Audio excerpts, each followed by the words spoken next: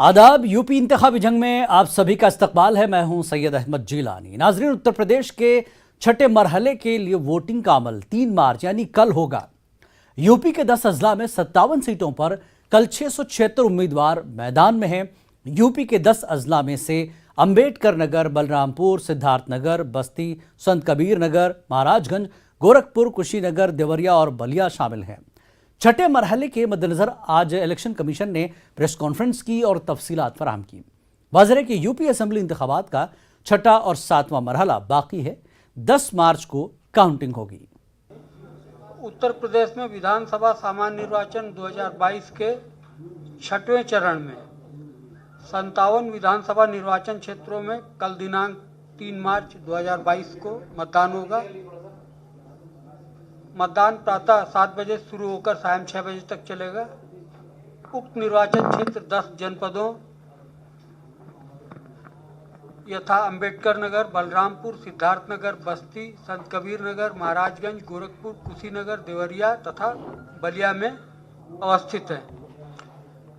भारत निर्वाचन आयोग के निर्देशों के क्रम में मतदाता पहचान पत्र के अतिरिक्त 12 अन्य पहचान पत्र यथा Aadhaar card, MNREGA job card, bank डाकघरों द्वारा जारी किए गए फोटोयुक्त पासबुक, श्रम मंत्रालय की योजना के अंतर्गत जारी स्वास्थ्य बीमा, smart card, driving licence, PAN card, NPR के अंतर्गत आरजीआई द्वारा जारी किए गए स्मार्ट कार्ड, भारतीय पासपोर्ट, फोटोयुक्त पेंशन दस्तावेज, केंद्र, राज्य सरकार, लोक उपक्रम, पब्लिक लिमिटेड कंपनियों द्वारा अपने कर्मचारियों को जारी किए गए फोटोयुक्त सेवा पहचान पत्र और सांसदों, विधायकों, विधान परिषद सदस्यों को जारी किए गए सरकारी पहचान पत्र, यूनिक डिसेबिलिटी आईडी कार्ड मतदेय स्थलों पर मतदाताओं की पहचान हेतु मान्य होंगे।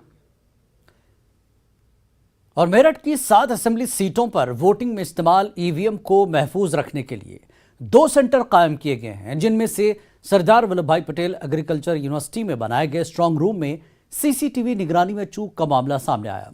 गुज़श्ता रोज शाम के वक्त तकरीबन 40 मिनट के लिए सीसीटीवी सिस्टम की पावर सप्लाई बंद होने से जिला इंतजामिया और इलेक्शन कमीशन के ड्यूटी में तैनात अफसरान के साथ ही पार्टी उम्मीदवारों की भी बेचैनी बढ़ गई है। जानकारी के मुताबिक कुछ देर के लिए पावर सप्लाई मुतासर होने से यह परेशानी पेश आई, लेकिन पावर बैकअप को यकीनी बनाने के लिए अलग से बैटरी और इन्वर्टर का इंतजाम किया गया।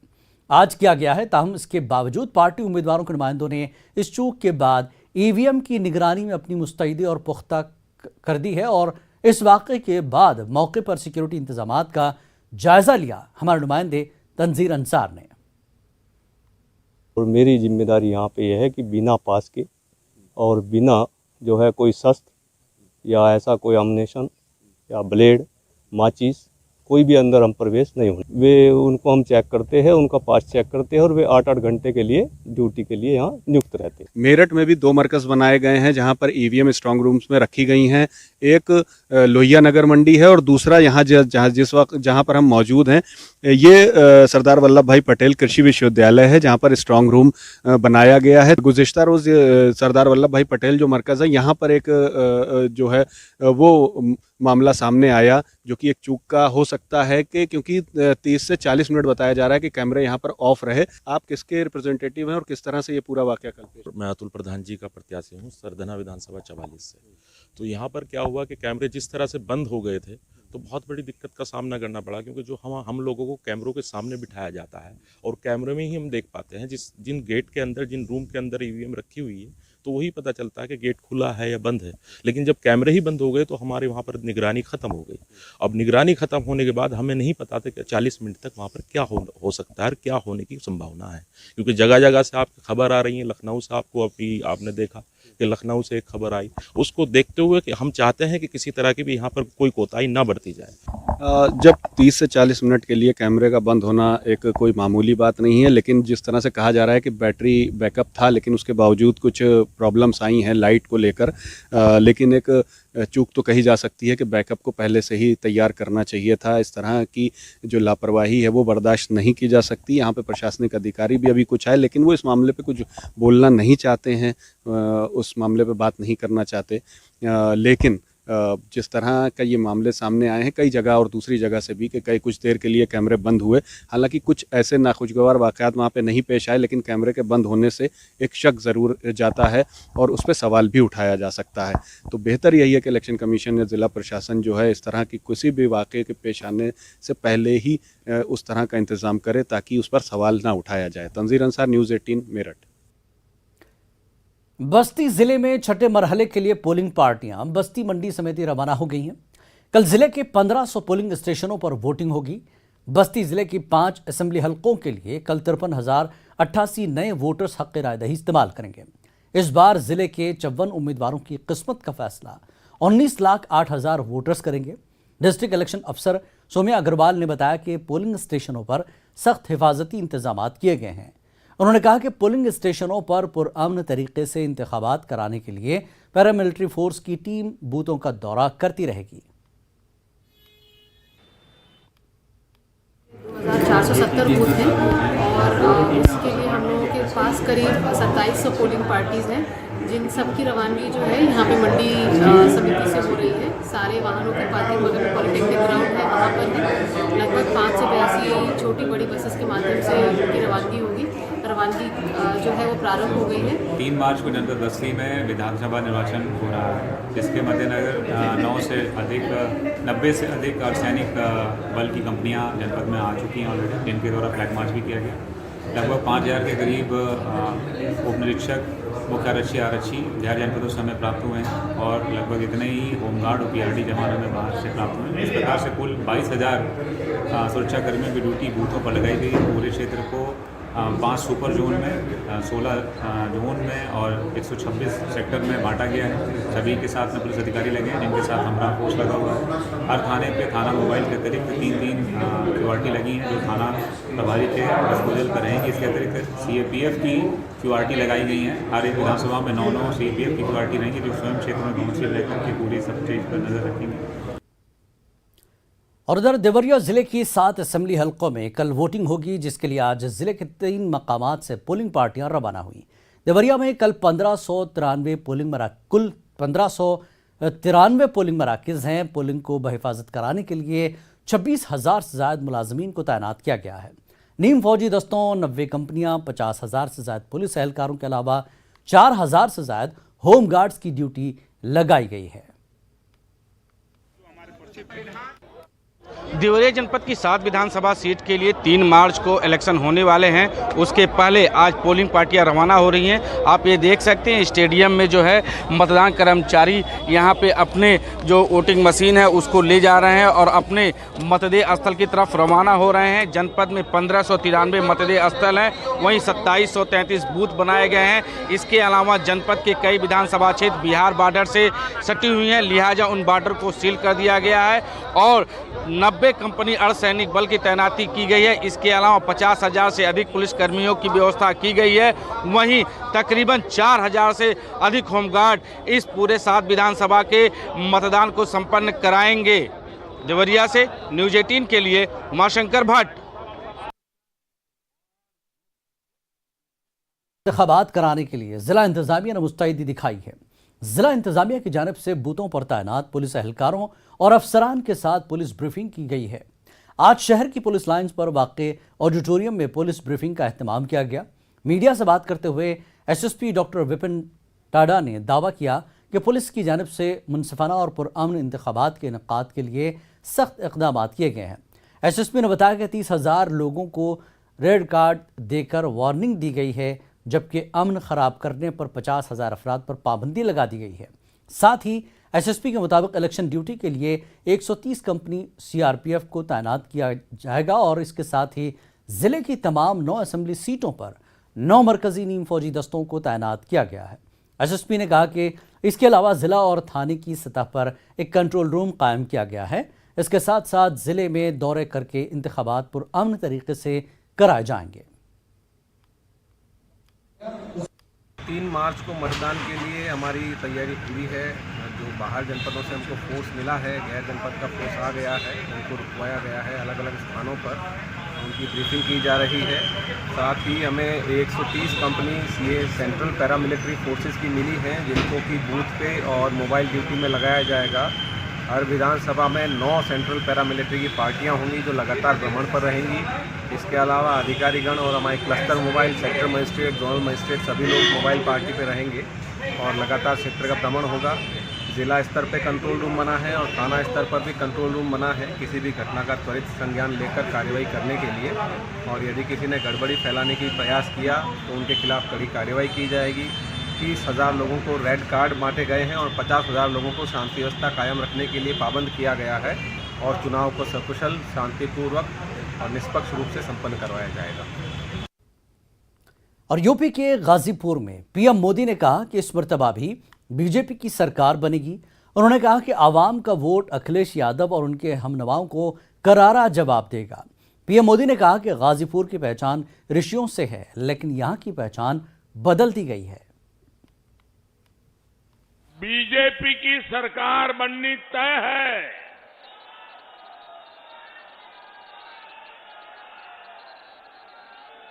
लेकिन अब रिकॉर्ड जीत दिलाने के लिए आपका एक एक वोट उतना ही जरूरी है।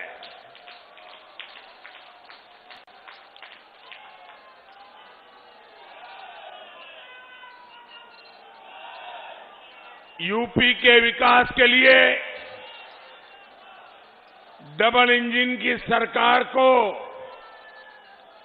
आपका एक एक वोट नई ऊर्जा देगा और आपका एक एक वोट उन गौर परिवारवादियों को भी करारा जवाब देगा।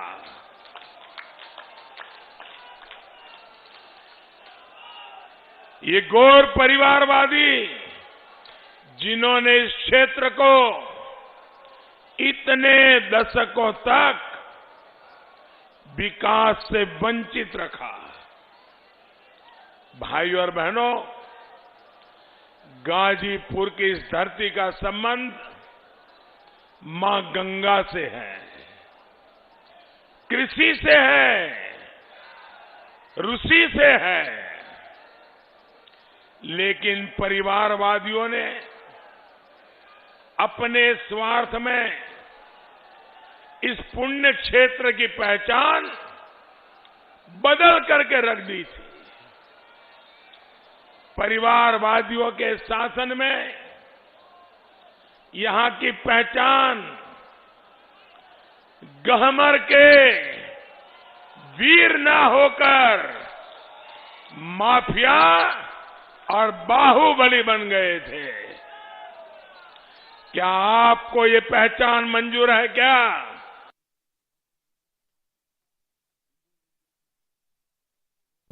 और जलसे से खिताब के दौरान बीजेपी पर निशाना साधा।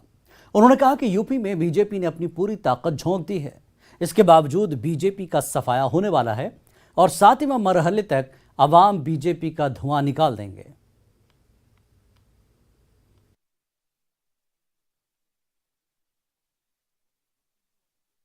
पहले चरण से ही चुनाव लगातार आगे बढ़ रहा है और जैसे जैसे चुनाव आगे बढ़ता नजर आ रहा है, जनता का समर्थन समाजवादी पार्टी और गठबंधन के पक्ष में बढ़ता हुआ नजर आ रहा है। मुझे लगता है कि 6वें चरण का कल जब वोट पड़ जाएगा तो 7वें चरण में जनता ऐसा वोट डालने जा रही है,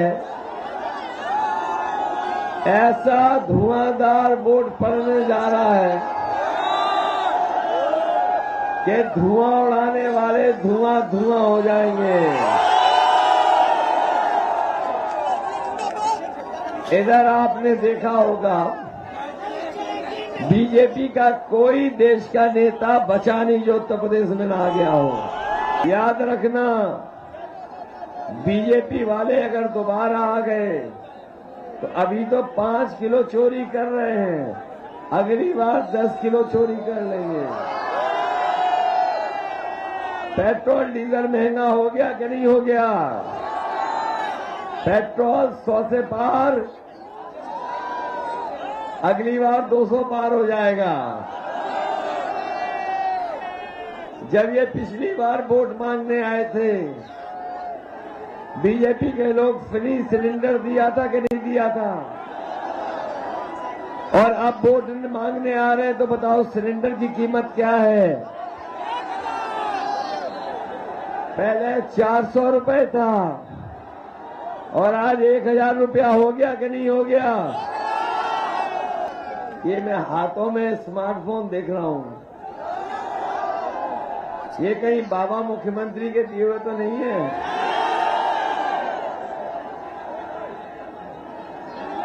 वो तो कह रहे कि 2 करोड़ बांट दिया, मछली शहर वालों को नहीं मिला। और वो लैपटॉप बांट रहे थे बाबा जी, वो मिल गया कि नहीं मिला?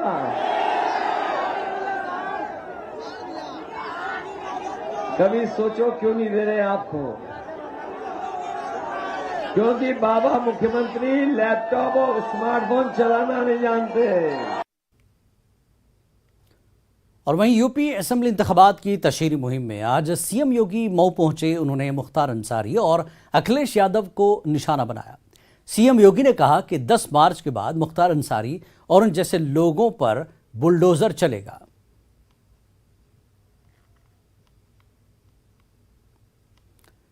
आजाद समाज पार्टी के सरबराह चंद्रशेखर आजाद ने सीएम योगी पर निशाना साधा। गोरखपुर प्रेस क्लब में उन्होंने प्रेस कॉन्फ्रेंस के दौरान कहा कि सीएम योगी बड़े बड़े दावे करते हैं, लेकिन उनकी हुकूमत में किसान परेशान है। गोरखपुर में कोई तरक्याती काम दिखाई नहीं देते जिस पर बीजेपी हुकूमत दावे करती है। इसमें बदनवानी ही बदनवानी है। गोरखपुर सदर तहसील के ग्राम मानबेला एवं पोखर भिंडा किसानों की एक समस्या है जो 2004 से चली आ रही है। 83.587 हेक्टेयर जमीन है जो जबरन अधिग्रहण की गई है। ये मुख्यमंत्री का जिला, जब वो मुख्यमंत्री नहीं थे उन्होंने वादा किया किसानों के बीच जाके कि हम इसको अधिग्रहण को रोकेंगे। बाकायदा उनके प्रेस में जो उन्होंने बयान दिया वो मेरे पास है।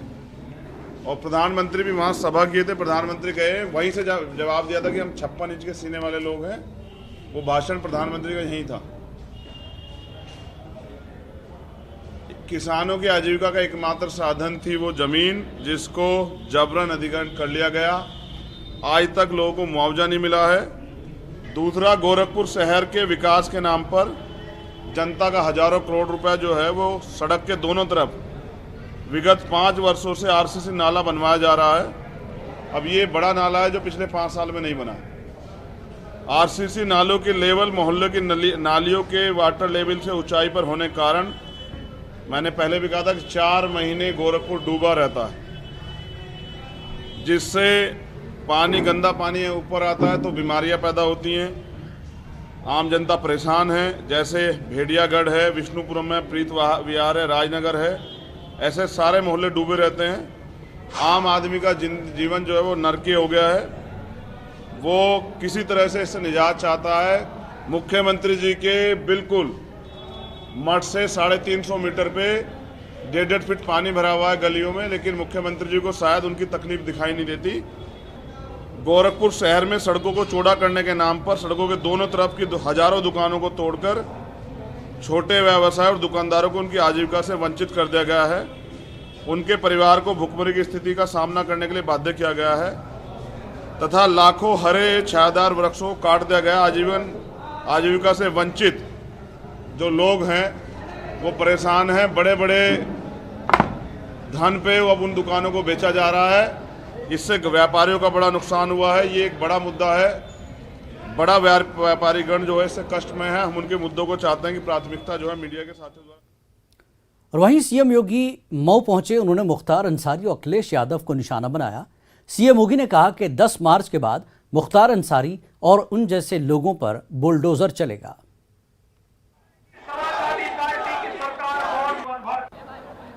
कुछ वर्ष पहले इसी मऊ में रामलीला के दौरान कितना बड़ा दंगा हुआ था और उस दंगे में मरने वाले कौन लोग थे? यादव थे, खटिक थे, वर्मा थे, निर्दोष हिंदू थे। और भाइयों बहनों, एक माफिया कैसे खुली जीप के ऊपर असला लहराते हुए कैसे पूरे शहर के अंदर जाकर के भय और दहशत का माहौल पैदा कर रहा था। समाजवादी पार्टी की सरकार थी। समाजवादी पार्टी की सरकार कीड़े की तरह रेंगती हुई मौन थी इस माफिया के सामने। और उस समय भी मैंने विरोध के लिए गोरखपुर से प्रस्थान किया था। मैंने अकेले विरोध किया था और तब भी मैंने कहा था कि सपा की सरकार माफियाओं के सामने, गुंडों के सामने घुटना टेक चुकी है। भाइयों बहनों, आज समाजवादी पार्टी को हमारी सरकार के बुलडोजर से परेशानी है और मैं धन्यवाद दूंगा आपको कि मेरे आने के पहले आपने यहां बुलडोजर खड़े करके रखे हैं। देखो, हमारी सरकार का बुलडोजर बोलता नहीं है और बड़े बड़े माफियाओं की बोलती बंद करता है। और जो ये माफिया वर्षों पहले खुली जीप पर असला लहराते हुए, तमंचा लहराते हुए भय और दहशत का माहौल पैदा करते हुए व्यापारियों के प्रतिष्ठानों पर यहां के निर्दोष यादवों को, खटिकों को, अनुसूचित जाति के लोगों को, राजभरों को मार रहे थे, उनके घरों को जला रहे थे। आज आप उस माफिया को देखते होंगे कैसे वह कीड़े।